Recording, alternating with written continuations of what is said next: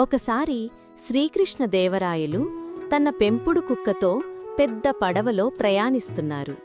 కుక్కకి సౌకర్యంగా లేదేమో మొరుగుతూ తెగ అల్లరి చేస్తోంది. విసుక్కున్నారు రాయలవారు. కుక్కని అదుపులో పెట్టడం ఎవ్వరి వల్లా కాలేదు. తెనాలి రామకృష్ణుడు వచ్చి, మహారాజా, తమరు అనుమతిస్తే కుక్కని నేను అదుపు చేస్తాను అన్నాడు. సరేనన్నారు రాయలవారు.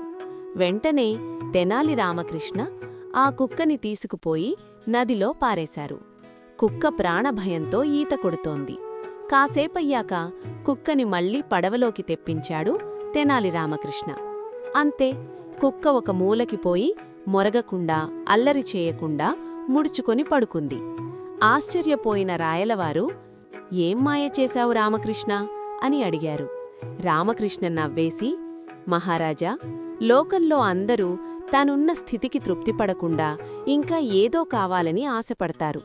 నీటిలో పడేశాక అంతకుముందు తనెంత సురక్షిత ప్రదేశంలో ఉన్నదో అర్థమయ్యి కుక్కకి జ్ఞానోదయమయ్యింది అన్నాడు.